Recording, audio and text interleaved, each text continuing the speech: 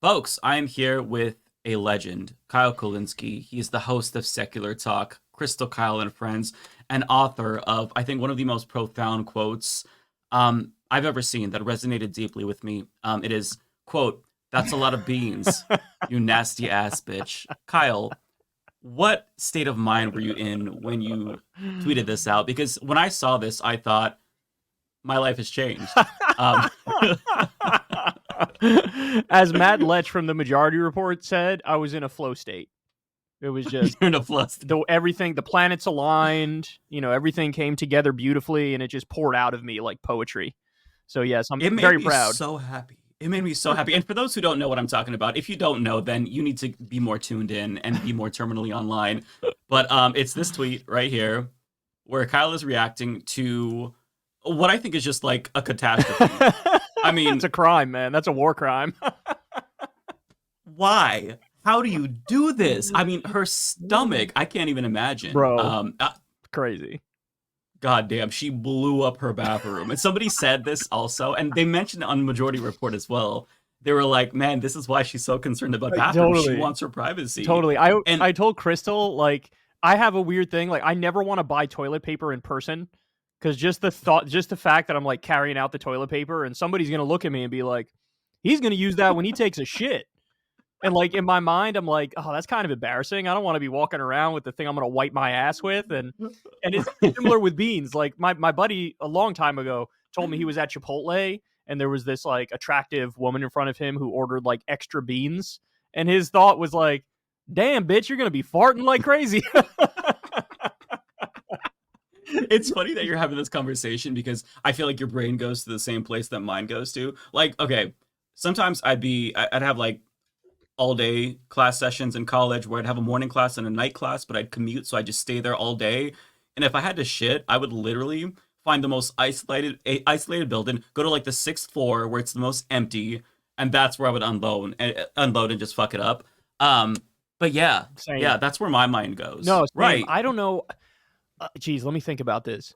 I don't know if I took a shit in a public bathroom until I was like 18 years old. Like the first 17 years of my life, I was just like, nope, I don't shit when I'm not at home. Like I just don't do it. And then it's as you get older, I guess, whatever, sometimes you just got to, but like, yeah, I've always thought like, and there's the thing too, everybody talks about like trans bathrooms and it's like, wait a second, why are we not talking about the elephant in the room, which is that bathrooms have, I don't know why, but bathrooms have open things at the bottom and open at the top. It's the stalls. Right. It's like, why are we not all talking about, hey, let's just have little rooms where people could go in and get privacy? That's the real issue. Like nobody wants to shit next to somebody else. Right. If somebody walks by and I'm shitting in the stall and they like peek through, they could see everything. They could see my dick and balls, and it makes me so uncomfortable. Sure. I love how I'm like, man, we haven't talked in so long, and the first thing we talk about is shit. I'm so sorry, Kyle. It's all right, brother. The Beans tweet is an inspiration. That's we have to get it off our chest. It truly is. It's one of the things that we needed. Like, we needed the Beans tweet. We needed the CEO getting assassinated. Like, these things are just... You're about to get banned on YouTube, bro. Reel it in. He meant in Roblox or whatever the kids say. In Roblox, right. I would never condone violence or anything like that. So it has been like 8 years since I think we first talked when we did one of these chats. And since then, so much has happened. But we were in like a similar situation where Donald Trump had just won. But I think that you and I were both a little bit more optimistic.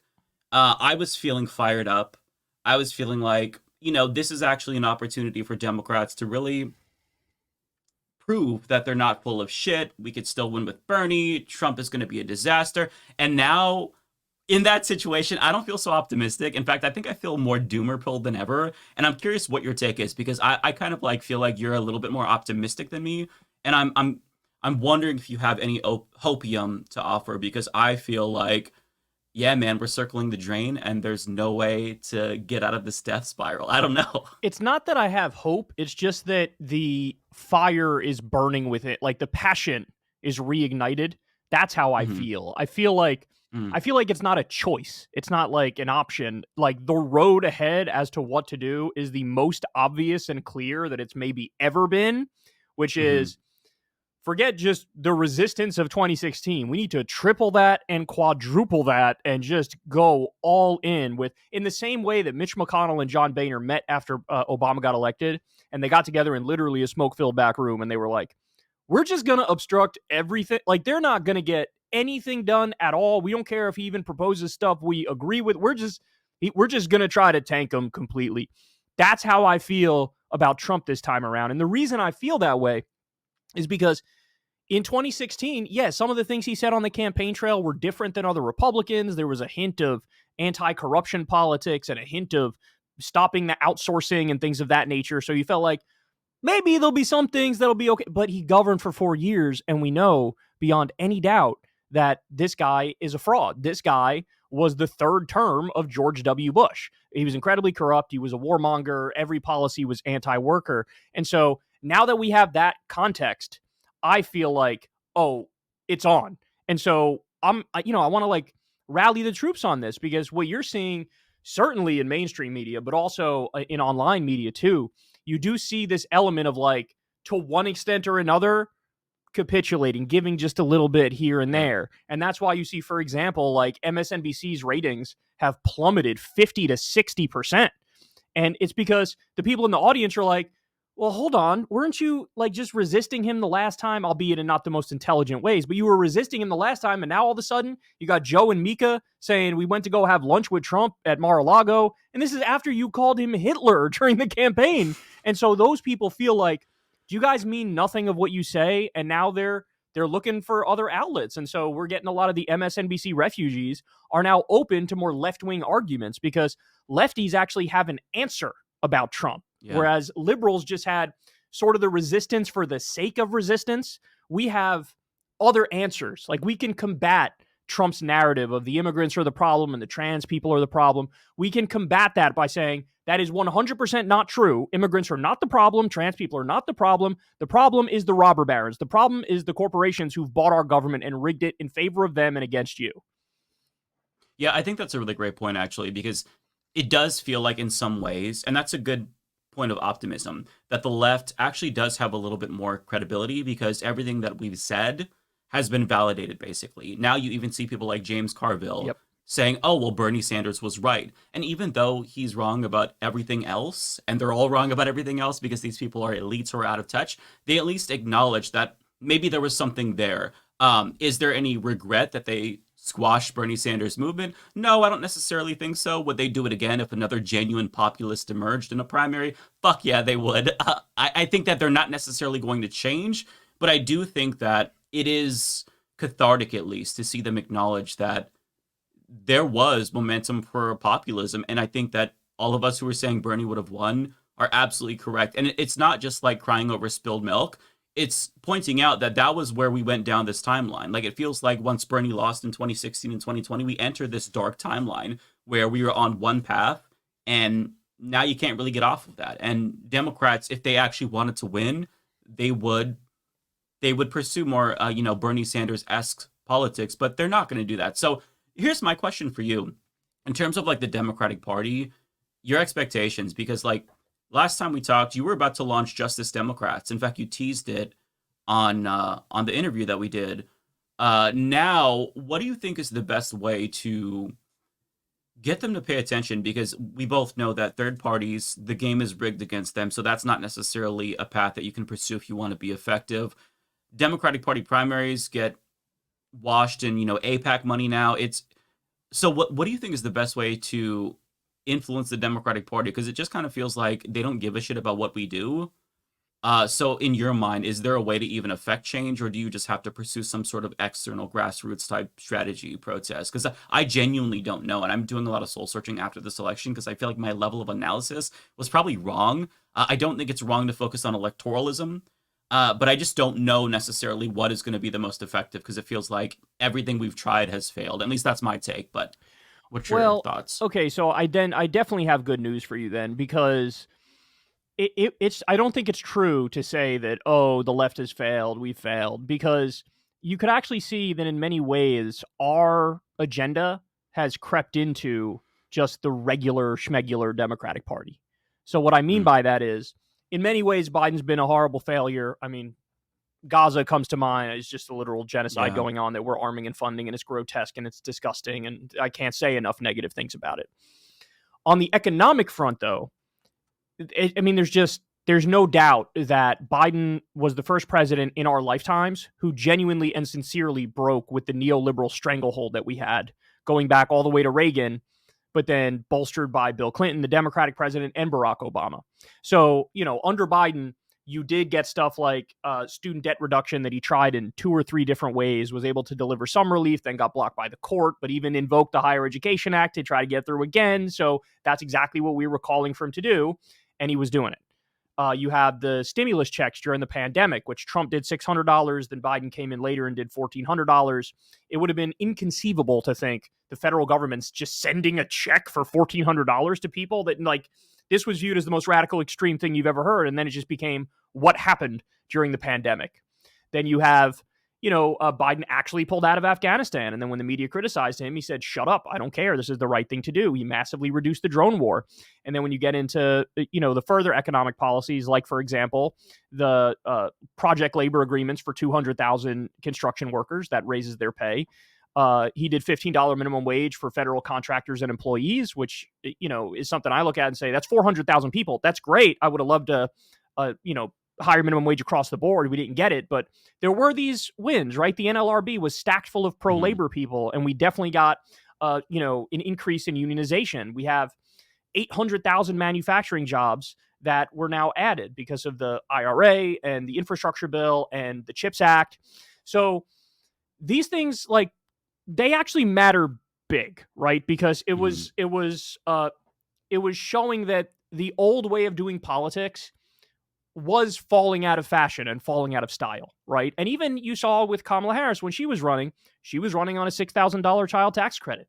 That's a phenomenal policy. She was running on banning price gouging for groceries. That's a phenomenal policy. So what you're seeing is we have evolved out of the Bill Clinton neoliberalism. We have evolved out of the Barack Obama neoliberalism. And our job is to try to make the narrative so secure and so clear that Biden dipping his toe in the water of moving past the neoliberal era, that's a good thing, but we got to go even further. And the thing that brought me hope was the Tim Walz pick, right? Because Tim Walz, true. His people really, like, it kind of drove me crazy that this wasn't something that everybody knew and the media didn't talk about it. But this guy truly is the best governor in the country, and it's not particularly close. We're talking about a guy who did free school breakfast for kids, free school lunch for kids, 12 weeks paid family leave, 12 weeks paid sick leave. The number of policies he did that genuinely helped the working people is through the roof, right? And so I guess the point I'm trying to make is, for people like me and you, our job is to have the agenda, be relentless about the agenda, frame it as this is the path forward, and then that sort of energy and bottom-up feel, that needs to permeate the Democratic Party. And then the goal is that even if you don't have a Democrat that you or I love, that they have to cave effectively on some of the policies that would fix this country. And, like, the more bold we can make the Democratic Party, the more arrogant we can make the Democratic Party, the more married to social democracy we can make them, the more likely it is that they'll be able to beat J.D. Vance or Donald Trump Jr. or whoever the heir apparent is. So my good news for you is, like, it's not as hopeless as you think it is. In many ways, we're actually up in the ideological battle economically. And so it's our job to take that energy and provide for these wishy-washy liberals direction, provide them the answer that, like, hey, this is what we have to do to move forward. And if we're the loudest voice in the room and we're the clearest voice in the room and we're the ones who resist Trump the best, that's where all the energy is going to go. Yeah, I appreciate that because I kind of felt like a little bit aimless after this last election where I wasn't really sure what was going to happen. I kind of had a sinking feeling that Kamala was going to lose, but at the same time, that Ann Seltzer poll gave me so much hopium. I got a little bit high on my own supply. And then, I was just like, after the election, I'm like, God damn, we got to talk about Donald Trump for 4 more fucking years. I don't know that I have it in me to do this. And then as time went on, I actually did feel a little bit more renewed in the sense that I feel like, no, we've been right. We've been proven right now about everything. And we have the benefit, like people like you've been doing this for like fucking 50 years. You go back to the first video you posted and you're saying the same shit, and the same cannot be true about so many other people, conservatives. They go whichever way the wind is blowing. So I think that we really have to use that to our advantage. And one thing that I've really enjoyed about your show lately is you've been calling out fake independent media.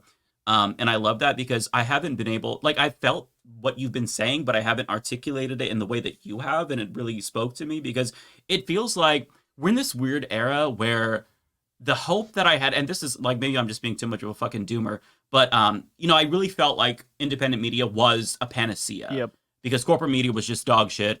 And it's still dog shit, obviously, but now there's almost there's like a balance where I think that there's good and bad about independent media, but corporate media, there's also good and bad. Like you can tune into corporate media and expect somebody to get neoliberal talking points and pro-war talking points, but not necessarily anti-vax talking points. Right. Then you tune into, independent media and you're getting this weird, obscure conspiracy theories and bullshit. And it's so hard because like we have big platforms, but at the same time, we don't have the reach as these other people on the right who get a lot of views by pushing raw milk or whatever bullshit trend is the thing that they're going for. So I wanted to ask you about Joe Rogan because you've been going after him, clapping his cheeks, and it's so satisfying because I think that as a former guest of Rogan, you have clout that nobody else has. Like for me, I'm just some like angry asshole on the internet, but you were on his show, you know him, so they kind of have to listen to what you have to say. So I'm curious, you've been going after Joe Rogan. Talk to what was like the breaking point for you in terms of like I'm gonna attack him publicly, and also let me know, do you think that there's been any response from Rogan? Like, has he reached out? Has any of his fans reached out? Have you shown them the light? Because you've tried so hard to make him see the light and get him to not be reactionary. But I think that ultimately he's just too stupid to be able to not be influenced by people around him. And I have friends like that where, like I knew this one girl, her politics changed based on who she dated. And I feel like that's Rogan, but it's like with his guests. So like, do you think that you've seen any response, or is this kind of you planting seeds and the tree will grow years from now and you'll see maybe a lot of fallen fans in the future? Let me know your take, because I think what you're doing is really important. So, in terms of whether or not there was a single moment that really opened my eyes, the answer is no. It was just an amalgamation of so many little moments here and there that added Mm, up, and then the point where it became just irreparable and pathetic, honestly, is what functionally was the single worst interview of Trump I've ever seen in my life. mm, Like Rogan did a worse job than whoever the biggest hack on CNN would do. Like yeah. there was nothing substantive. There was nothing difficult. He repeatedly let Trump lie to his face. Literally about stealing the election. He let him go off about that. Trump said, "I never said lock her up," about Hillary. He just sat there and took it. So that was when it was like, okay. And then he came out and endorsed him like right before the election. So it was just so clear, like you're cooked. Like you're just a joke at this point. You're just a mess. You don't think about these things seriously. And my issue with Joe is that he's all vibes. Like everything is Yeah. vibes based. And so when you have on me and I make good arguments, you're not along in agreement and say that's a great point. But then you have on Ben Shapiro and he makes the exact opposite arguments on every topic and you're not along in agreement and you say that's right. And like, first of all, that logically makes no sense. Like you're just contradicting yourself. Right. And so there were a bunch of red flags really started to show around the time where he was playing footsie with DeSantis. So it Mhm. was like, look, everything you say you care about, this guy is disagrees with you. But it was really like, I think COVID was the thing that really made him snap. COVID, he became like a full-on COVID conspiracy theorist, anti-vax kind of guy. And what's so ironic about that is like, Trump oversaw the lockdowns. Trump did Operation Warp Speed to get us the vaccine. So even according to your own standard, he does it like he would be the last person you should support for president, but he ended up supporting him. So, yeah, there was no individual moment in terms of like what happens going forward. I haven't talked to him. He hasn't talked to me. There was a time in the past where we would talk occasionally by text message or whatever. But the last time I probably talked to him was maybe the last time I was on his show. And Oh wow. yeah, and I remember there was a time when he thanked me and Crystal because he was getting a lot of shit online because they put together like a compilation of him saying the N-word. And Mm. and our reaction to that was like, listen, it's not fair because he's quoting other people saying it. It's not like he's calling people the N-word. So it seemed like it was a smear tactic, and we defended him. Mm. That's when people were making these videos of him. They put compilations of every left-wing thing he said together, one after the other after the other. Oh, universal healthcare and free college, and I want to treat trans people equally, et cetera, et cetera. And so we defended him. But now when I look back on those moments, I am embarrassed because all of the critics were right. All the critics who were like, yeah, you started saying right-wing things. You're going to keep saying more and more right-wing things. Eventually, you're going to go full MAGA. His harshest critics from day one were the most accurate. And people like me look dumb for taking him at face value and saying, no, I actually think maybe he is a decent guy. No, I actually think he means what he says when he supports universal healthcare and this, that. Really, you support universal healthcare. You just endorsed the guy who 3 million people lost their health insurance the last time he was in office. You don't care about this at all. It is all vibes. And he surrounds himself with all these right-leaning people from the UFC and other edgy right-wing comedians and Dana White, who's big-time MAGA. And it's like, you are in an echo chamber and nobody disagrees or tells you the truth. When you're that powerful and rich, you usually are surrounded by yes men. And Rogan is surrounded by yes men who have a right-wing worldview. And so basically, like, my efforts failed. Like, I have no problem saying that my efforts failed. I really did try my best to get through to him, make good arguments, sort of explain it simply. And in the moment, he would agree, but then later on, he would contradict himself. And then eventually he went full MAGA. So that's also why you see me with the passion that I speak about him now, is because I'm an empiricist. You have to show me, hey, will this work? Will this not work? This didn't work. So then I look at that and go, okay, well, fuck it then. I'm going to do the thing which deep down I feel like is the right thing anyway, which is call out the bullshit aggressively. Shame these people who are arrogantly incorrect about everything they say. And that's why I am where I am now. And that's why you see me be so aggressive, because, I do feel kind of, I feel like burned, right? Like, I feel like I tried my best, I failed, and now it's incumbent on me to make clear. Because now you see even like liberal media now, mainstream media is like, oh, maybe Kamala should have went on Joe Rogan. It's like, you guys are missing the fucking point. Like, you're all missing the point. Yeah. You're all missing. He's not the same guy he was. There was a time when his audience was like 50-50 left and right. And that's when I was on there. And then it became plus 30 or 40 MAGA, whatever it is now. And it's like, now it's like going to talk to Rush Limbaugh. It's not like, it's not worth it. He's not George Carlin. He's Rush Limbaugh. He's not Bill Hicks. He's Sean Hannity. Right. And so he's we got to call gone. that. Yeah, he's gone. We got to call. We got to call it what it is. Right. And so that's why you see my anger, because if there was going to be, like, he was a Bernie to Trump pipeline guy, but the idea that those are the people you can target and change their minds, it's not true. All the evidence in the world is you're more likely to flip the liberals, the standard Democrats, or the apolitical independents. Those are the ones who there's an open door where you can really make the arguments and flip them. Maybe you'll get 2% or 3% of like the so-called populist right, but by and large, they're gone, man. And the fact is, they're willing to shove their head in the sand and not acknowledge what we already know about Trump's record. And that's the problem, is like, if I already explained to you all the warmongering, all the anti-worker policies, all the corruption, and you still support Trump, then clearly those things are not a deal breaker for you. And so I'm going to stop wasting my breath on you and go to the liberals, who will probably change their mind, because there's somebody out there right now who's like a Pete Buttigieg stan or a Gavin Newsom stan, or, they have a Kamala picture for their Twitter bio. And it's like, that person is actually persuadable more so than the Joe Rogan types and his audience. We can save them. Yeah. So in your defense, I don't think that it was stupid. Like, I don't think you look stupid trying to get Joe Rogan to see the light, because even if you can't affect Joe Rogan, I think that process and the arguments that you make for those kinds of people, it still resonates with some members of his audience. And I don't think that, like, I don't know how big of an impact people like us have. I think you certainly have a bigger impact than me, but I think that the minimal impact that we have, that does matter.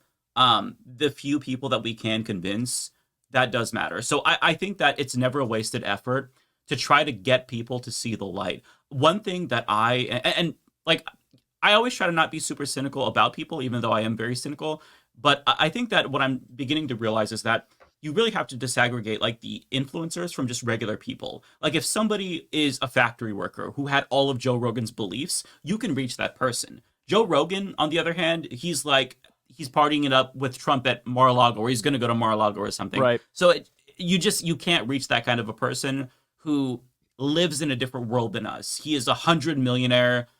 He's not going to be seen. So one thing I will say is when I saw your video of Rogan's interview with Trump, I watched it and I'm like, oh shit, Kyle's not getting that invite back.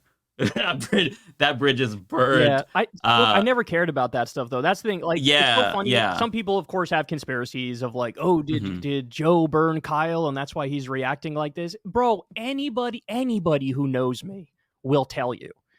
Even by like the second or third time I went on Rogan's show, I was like, all right, this is cool, but damn, I gotta hop on a plane. Damn, I gotta break my schedule. Like, I am the most schedule-oriented person you've ever met. I'm definitely like on the spectrum, and I'm one of those people where if you change my schedule, I don't like it. I lose it. I'm unhappy with it. I feel out of place. I feel uncomfortable. I don't like it, right? So by the second or third time I went on, it was like, all right, this is cool, but also it's a little bit of a chore. And by the fourth or fifth time, it was like, I've been there, done that. Like, it's not that. Like, none of that matters to me in the slight. Like, I couldn't care less about that stuff. So it's funny when people have conspiracy like, oh, maybe Joe burned Kyle or something behind this. It's like, that's weird. Actually, to be fair to him, one thing I will say that's positive about him is most people in this space, if you actually start saying negative things about them and their politics, you might get an angry text message or something. Joe hasn't said shit to me. And that's to his credit, because it's going to fucking land on deaf ears anyway. I'm going to delete the text and I'm going to delete his number and put him on the, don't respond list, right? So credit to him on that front. But look, I guess my point is, moving forward, for me, it's instead of being the, and Destiny makes this point too with his debates with conservatives. He went and debated Ben Shapiro, and in the aftermath, he was like, you know what? I was too conciliatory. There were a number of times where he said things where my response should have been like, you're a fucking idiot, and let me tell you why that's 100% wrong. But instead, he went the diplomatic route of like, oh yeah, I see where you're coming from, but here's how I disagree in this narrow way. And then the thing that people take away watching it is like, I don't know, it seemed like Destiny was more conciliatory than Ben Shapiro, and Ben Shapiro was more clear and strong in his language and his positions, therefore it leaves the impression of like, Ben Shapiro got the best of him, right? And that's how I feel now too, looking back at these conversations. You got to be strong, and you got to be direct, and you got to be clear, and when something's wrong, you got to be like, that's wrong, and here's why that's wrong, as opposed to, oh, I see what you're saying, let me hold your hand and walk you. It's like that. I'm over that because it didn't work. Yeah. And I'd rather, and by the way, also Trump's a good example of this too, right? Trump is the most divisive figure in modern American political history. He was talking about Arnold Palmer's dick and immigrants eating cats and dogs, and he won the election. And it's like, people don't, the whole like, oh, I'll meet you halfway or whatever. People don't care. They don't like that. It feels weak. And then here comes Trump like a wrecking ball, like a bull in a china shop, who's like, everybody's wrong about everything. If you disagree with me 1%, you're horrible and irredeemable. And that's why I'm right. And people go, okay, he ended up winning, even the popular vote. And so that self-assuredness and that directness needs to be something that all of us embrace, because to this point, we're always more conciliatory and, hey, I hear you, but think of this. And it's like, no more of that. I'm fed up, bro. I'm done. I'm 36 years old. I feel like I'm 106. It's time to stop any of the tap dancing bullshit and get to the point. Yeah, no, I'm with you. I'm on the same level. We're like 6 months apart. So I'm 37. I think you turn 37 soon. So we're the same age. I also feel like I'm 102, and I'm also like ready to burn shit down. Yeah, with you and Rogan, to me, it never came off as, oh, Kyle just wants to get on the show. And the people who said that, I think they weren't watching your show closely, because it's clear that, that was never your motivation. I think you just disagreed. And to me, that was really apparent. Like, you disagreed that it was too far gone. But like once for me, when I saw that moment where, you watched the Trump interview, I'm like, okay, yeah, Kyle now thinks that he's, too far gone. So that was interesting. That's and it's cool to see you spit fire, because I think that those videos are they're going to be a little bit of a pathway to people who are dissatisfied with Joe Rogan, and maybe they're tuning in because, they've watched him forever, so it's just a habit. But I think that they're going to find that video, and it's going to help them graduate to more, enlightened politics. Right. And I feel like this is kind of like what David Dole does, with his videos on The View. He talked about before how he'd cover The View, not because he likes it and thinks that it's substantive, but because if he shits on Meghan McCain, then people will see that and they'll start thinking about things more leftist politics. And I've kind of like, I try to have that mentality too.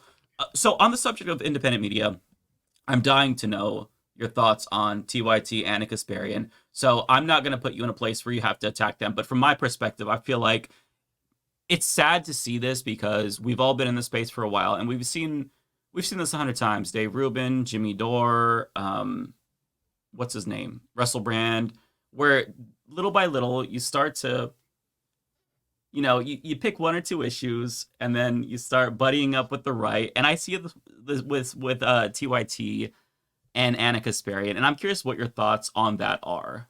Before I answer that, I'm curious your thoughts on, do you think it's going to go fully in that direction? Like, do you think it's genuinely going to end up like a Jimmy Dore or a Dave Rubin? Yes, I do. Wow. If you asked me this a year ago, I would say probably not. I was in that position where you were in probably with like Joe Rogan, where it's like, no, I think that you should try to reach these people. I think that maybe there's just a genuine agreement. But to me, with time, it's become apparent that like both Cenk and Anna, they just don't want to listen to good faith criticism. And you know, we all kind of like talked about this in different ways, like on Leftist Mafia, for example. Um, and what really struck me is how, they just disregarded the arguments that we made. It was not in bad faith, even though they don't want to, acknowledge that. It wasn't in bad faith, but they said it was in bad faith. And for me, I think that moment that really like clicked with me, like, no, it's over, was when they went after Emma Vigeland, because Emma Vigeland, they know her more than they know us. I was part of TYT Network. You were part of TYT Network, but we didn't have that close relationship. I never was at TYT Studio. I think you were only there a couple of times. So, like, there was that degree of separation between us. But just to see them disregard the criticisms of the left. I mean, we all criticize each other. You and I have had debates, like, in DMs on Twitter about fucking specific healthcare bills and shit like that. But we never, like, I never thought, oh, Kyle's a fucking grifter. And I don't think you thought the same about me. It was just disagreements that we were hashing out. And even like I said something about Wolfpack on my show, and Cenk had reached out to me privately and said, hey, the people at Wolfpack think that you got this wrong. And so I'm like, oh shit, I don't remember what it was in particular, but I brought on one of the directors of Wolfpack on my show to correct the record and talk about Wolfpack. And it's like, it's one of those things where we're all going to eat shit. We're human beings. We don't have massive, production crews. We kind of just get on camera and we say what we think. And so there are going to be times where we trip on our own dicks. We have to eat shit sometimes. And our peers are the best people to hold us accountable. Like if some random YouTube comment says, hey, Mike, fuck you. You said this. You're a terrible, terrible person. I'm going to disregard that. But if Kyle reaches out to me and says, hey, Mike, I think that you really messed up here, that's when I'm going to think, oh, okay, well, if Kyle's saying this, he's been doing this for a long time. I respect him. He respects me. So that, to me, is why I think TYT might actually just be straight up gone. Because they've tuned out all of the people that were closest to them, that respected them, that they respected. And now it's just right-wingers, Glenn Beck, PBD. And it's not a bad thing to go on these shows at all, going on Temple and whatnot. But it's what you do when you're on these shows, right? Like you were on PBD, and you criticize them, you challenge them. Yeah, the whole thing was a debate. The whole thing was a debate. The entire fucking thing was a debate. Mm-hmm. And this was the same criticism that we had with Jimmy Dore when he started going on Tucker Carlson. Like, I don't care that you go on Tucker Carlson. I'm not trying to, like, police where you go. You're a grown man. But if I were on Tucker Carlson, I'm going to speak truth to power. I'm going to criticize him for the white supremacy that he's espousing. And I don't see that. I see them going on these shows, attacking the left. And to me, it's like, okay, you know what? Maybe 5 years ago, I would still be more charitable. A year ago, I'd be more charitable. But I feel like we've seen this show so many times. It's a rerun. And I actually think they're less subtle. Like, I think Anna is less subtle than Dave Rubin's grift at this point in time. It's almost like they had kind of the opposite reaction as me. So, like, in 2016, it looked to me like they were fully in resistance mode, where it was like, man, we're going to fight on everything. We're going to fight tooth and nail on everything. Fuck Trump in every imaginable way. Even to the point where, there were some areas where I disagree with them on like Russiagate type stuff. I was like, same. I don't agree with these particular criticisms that they're making, but it seemed like they were in full on resistance mode, and they maintained that all the way up seemingly until recently. And then the mindset. So in the same way as like I was trying to like find bridges or areas of agreement from 2016 on, And then eventually I realized, shit, this didn't work. And I flipped, Mm-hmm. and now I'm being super aggressive, and I'm the one that's resisting. And for them, it was resist, resist, resist. And then just recently, it's almost like they just got tired of doing the we're in the resistance, we're going to fight everything. And now you hear Cenk's big thing is like, we got to unite the populist right and the populist left, and here's this area and that area where we can agree. But what I would say to Cenk in reaction to that is, it's not like they're completely and utterly full of shit. Every single one of them. That's even and God bless Bernie. I love him. I don't think Bernie's a sellout by any stretch of the imagination, but his strategy on this has been like, I agree with Trump that we should cap credit card interest rates at 10%. And I agree with Elon Musk and Doge that we need to cut the Pentagon. And he's putting that out there. But here's the thing, Bernie. They're not going to cap credit card interest rates at 10%. They're not going to cut the Pentagon. And then when they don't do those things, all of those MAGA accounts are going to pretend like they never supported capping credit card interest rates at 10%. Mm-hmm. They're going to say they never supported cutting the Pentagon, and they're going to go wherever Trump wants them to go, because MAGA is effectively a cult. And so what I would say to Bernie is, I know where your heart is. I know you're trying to do what you think is the right thing and get them in a gotcha and hypocrisy burn them and say, see, they were lying, etc. But they're immune to the hypocrisy burns. And so the real strategy is to upfront say, look, these people are full of shit. They're full of shit. They don't mean a goddamn word of what they say. And I will put in the same category, I'd put, the PBDs of the world and the Tim Pools of the world and the Joe Rogans of the world. Like, do you think Rogan, like when Trump starts doing objectively horrible shit, do you think Rogan is going to be on his show like, man, I really disagree with this? Like he did back in the day. Remember when the child separation policy was happening and Rogan had on Duncan Trussell and he went on like a pro-immigrant rant where he was saying, yeah. And do you think that's going to happen this time around? No. He endorsed the guy who said he wants to do a mass deportation. And if Trump does do a mass deportation, Rogan's either going to say nothing about it or just defend it, right? And so I think that's the point, is like, as we've been saying, there are way more allies who are liberals or who are just independents than there are the populist right. I'm of the belief at this point, the populist right is fake. It's not real. Yep. They will flip on a dime to go where Trump wants them to go. And by the way, I know I'm right about this because, again, we have the first 4 years. I mean, already Trump has axed Lena Khan. Lena Khan was like the example of, oh, if they mean this and they're actually going to be populist, they will keep Lena Khan at the FTC. And they said, oh, J.D. Vance had said some kind words about Lena Khan. Maybe Trump will keep Lena Khan. And then we learned just last week, he's not keeping her. He's replacing Lena Khan with somebody who says, I want to stop the FTC's war on big business. So how many times do they have to fail this test before we call it for what it is? J.D. Vance pretends like he's a populist. He's not even in favor of raising the minimum wage. He dodged a question on that during the campaign. He's not even in favor of the PRO Act. He said he supports the $6,000 child tax credit, and he didn't show up for the vote on the $6,000 child tax credit, right? So it's just, I'm hoping, like I think a lot of people are, for just when something really bad happens, I'm hoping that there's some sort of an about face, right? And that TYT goes, hey, they didn't do the thing that I thought they might do, so now I'm on the warpath against them too. So I hope that that's the case. But we'll just have to see if that's the case. And I don't know. I don't know if I want to hold my breath on that, because I am notoriously a horrible judge of character on these things, as we already just went through. Like we just discussed the Rogan thing. I gave him credit for way too long. For Jimmy Dore, I gave him credit for way too long. For all these people. But what I would say is this: I really hope that that Cenk or Anna or both, they talk to Sam Cedar, or they talk to I would love that. John Idarola and Francesca Fiorentini, because it really does. They seem to think, as you sort of pointed out, that anybody who disagrees with them on certain issues, it truly is just a grifter and they're a liar. And, whether it's crime issues or trans issues, they seem to think like everybody who's on the left genuinely loves crime, right? This is something I've heard from them. So it's like, I want them to talk to somebody who can rep that counter argument, who they respect enough to give them the space to make the argument, right? And I don't know if they'll do that. I'd be willing to have the conversation with them. That'd be great. Yeah, I mean, I would have no problem having that conversation with them. But because the bridge is burnt for a lot of folks, like it's burnt between myself and them. But I mean, like, at least they could speak to Francesca or John or you.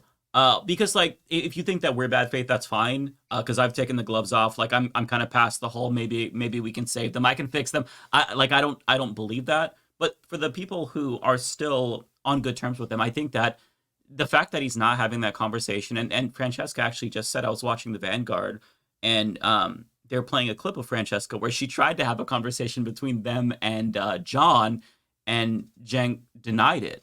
So the fact that they're not doing that is so frustrating to me. But yeah, But it's yeah, this yeah, idea. This is what Cenk's been going around saying now. Like, when we disagree, let's disagree, and then let's like go have a beer after, and then where we agree, let's unite. This is like his big thing that he's going around saying now, and it's like, look, I understand that, but it gets squirrely when you say that like PBD's an honest actor or Tim Pool's an honest actor. You could have a conversation with them, but you can't have a conversation with Sam Cedar, right?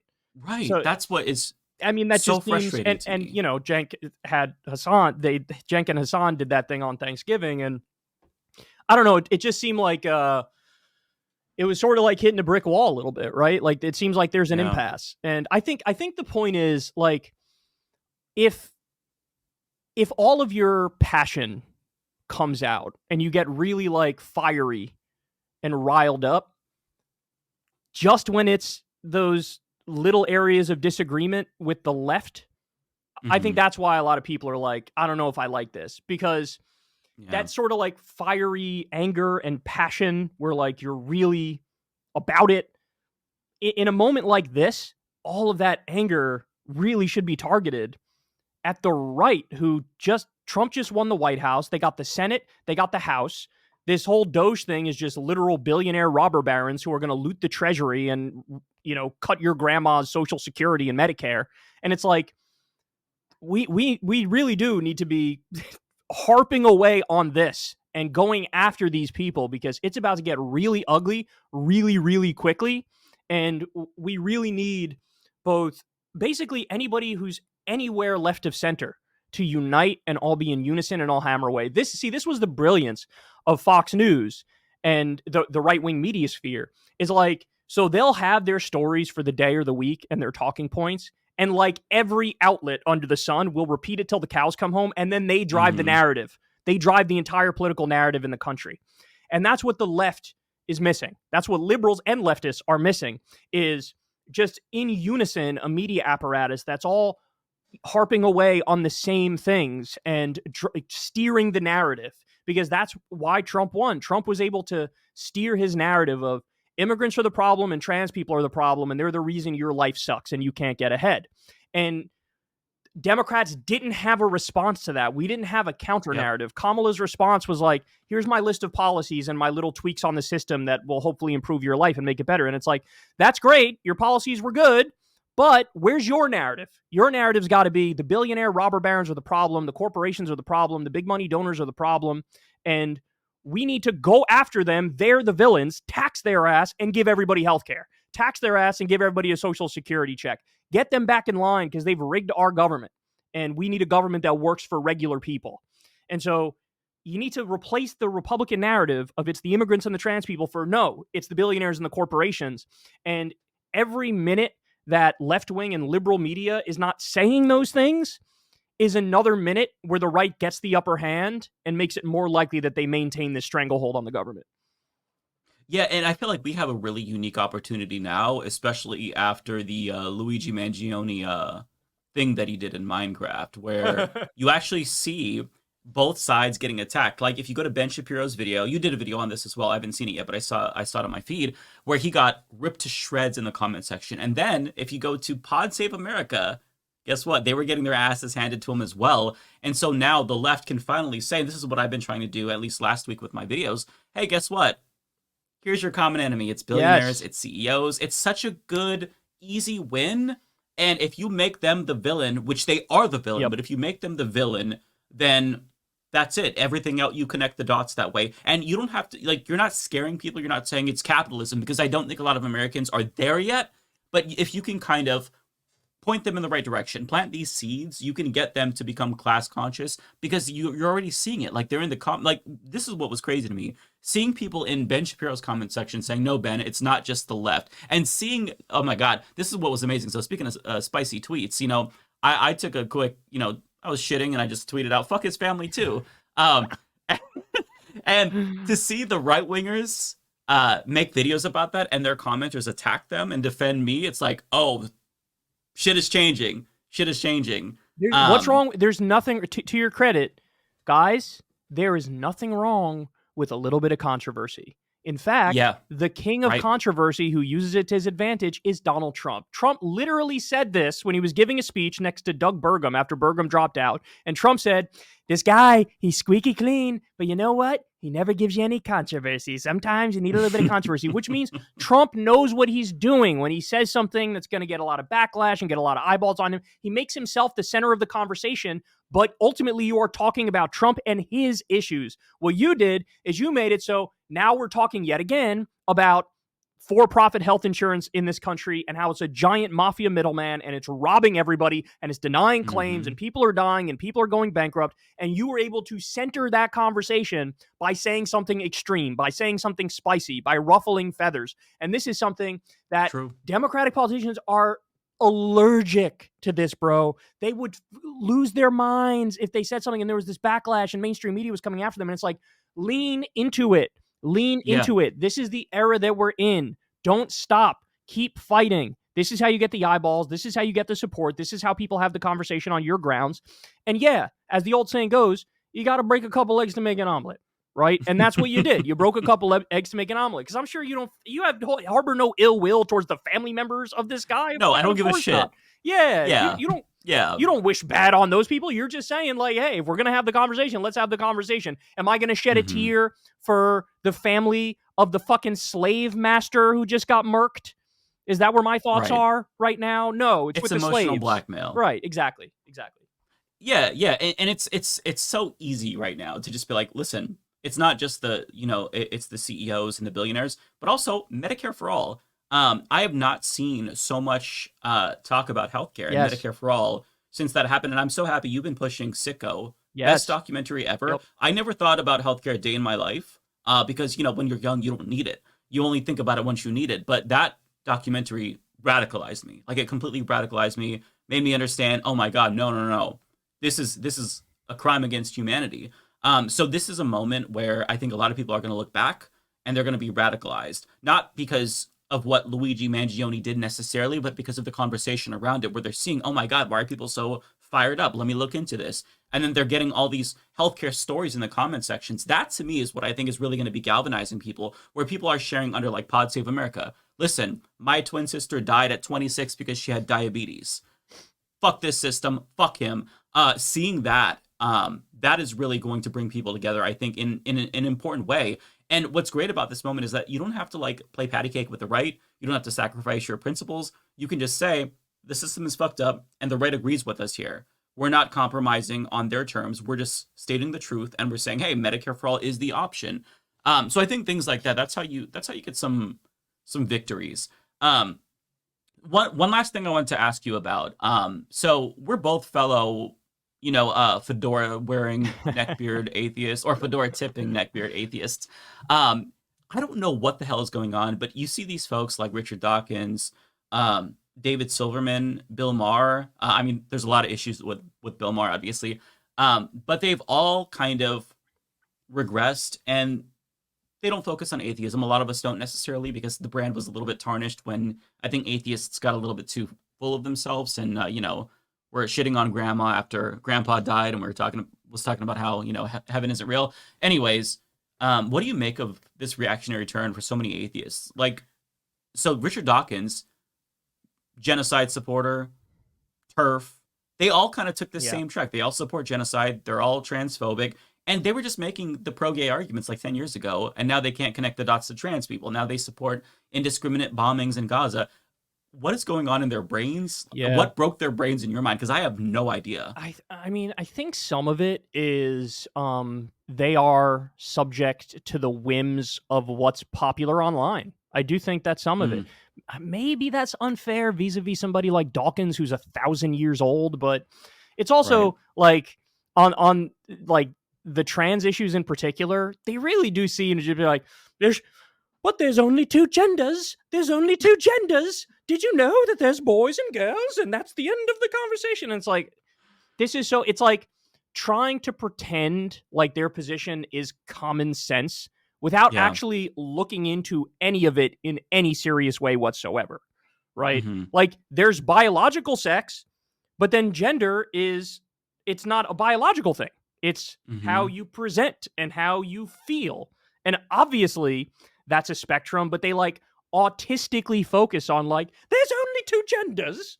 And I find that very bizarre. But I also do think what I said before is true, that it has a lot to do with the sort of like the waves online. You know, there was a big wave of anti-trans stuff online where it became the issue of the year. And it really does remind me of 2004.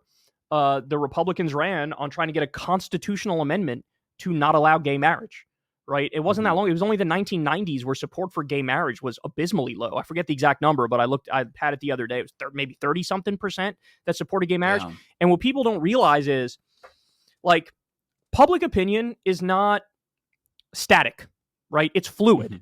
And it is your job, if you're somebody who's on the left, to make the arguments, to take your perspective and turn it into the perspective, right? Yep. And that requires actively making the argument, sometimes standing up against people on the majority and saying, look, you're wrong and here's why you're wrong, and I'll keep making that argument, and hopefully eventually I can shift this number up.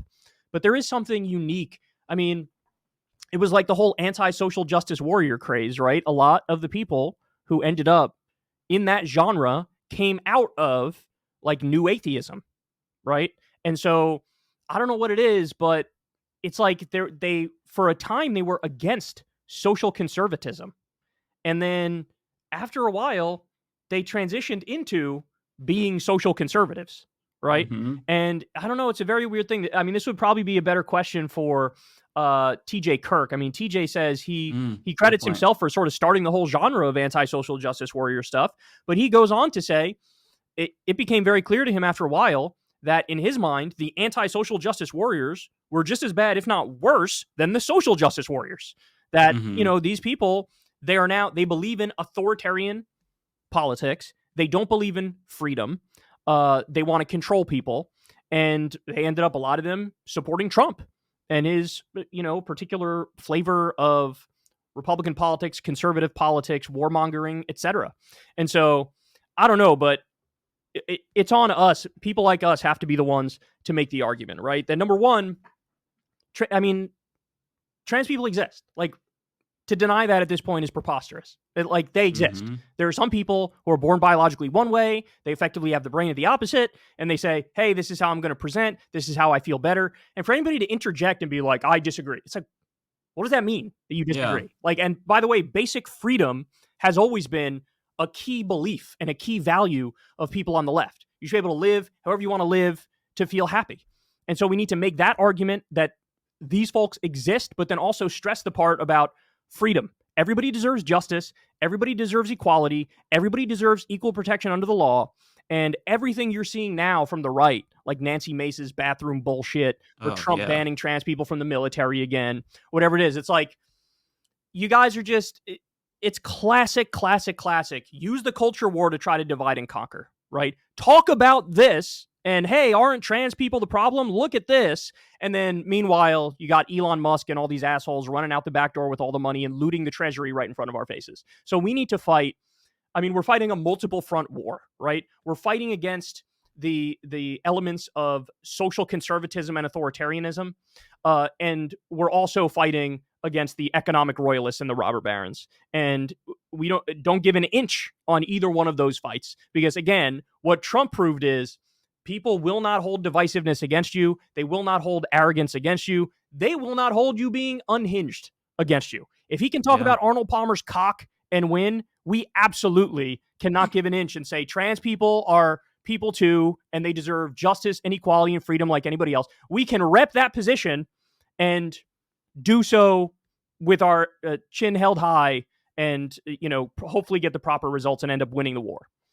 Yeah, we could say it with our full chest. Yeah, well said. Well said. Just to go back to Trump, I mean, this man was pantomiming dick sucking on stage, and he won a fucking election. If that doesn't say how weird of a time we're in, see, if I did that, it'd be a huge problem. But if he does it, it's fine. No, I'm just kidding. I mean, he does get away with shit other people usually don't. But it's because it's all because of the vibe, right? It's all because he has something that's his thing that he keeps coming back to. So people feel like all the rest of the shit is noise. But he's telling us he's going to fight for us and the immigrants are the problem. So yeah, I'm going to support him. That's how people felt. And it's like, as long as you are saying the truth on our side, which is it's the billionaires, it's the corporations, it's the donor class, yeah, you can get away with whatever the fuck you want to get away with because people feel, oh, they're fighting for me. This person's fighting for me. I mean, Bernie was like anti-charismatic, but he got to 48% from 3% because he had a narrative that he kept coming back to. Right. And we need to steal that moving forward. But I really hope that's why, I don't know how you feel about this, but I kept saying Jon Stewart 2028 because he checks all the boxes. Right. He's funny. He's charismatic. He's controversial. And he also has good politics. I don't think he would run, but of course I would support that if it happened. I'll raise you one. I'll do you one better. Luigi Mangione 2028, Kyle. Hunter Biden, Luigi Mangione, Hunter Biden 2028. That's the ticket right there. Holy fucking shit. 50 state landslide. But Kyle, I don't want to keep you any longer. So is there anything that you want to plug before you get out of here? No, everybody can come check out my show, Secular Talk, or follow me on Twitter at Kyle Kulinski for more beans-related tweets. Fuck yeah. If we get more beans-related tweets, then that's going to keep me going throughout the Trump years again. Thank you so much, Kyle. Always a pleasure chatting, brother. All right. Thank you, dude. Appreciate it. Woke mob. Woke mob. Woke ideology. Woke ideology. Woke ideology. Woke ideology. Woke ideology. Woke test. Woke ideology. Woke Olympics. Woke ideology. Woke ideology. Woke ideology. Woke ideology. Woke ideology. Woke ideology. Woke ideology. Weaponized wokery. Woke ideology.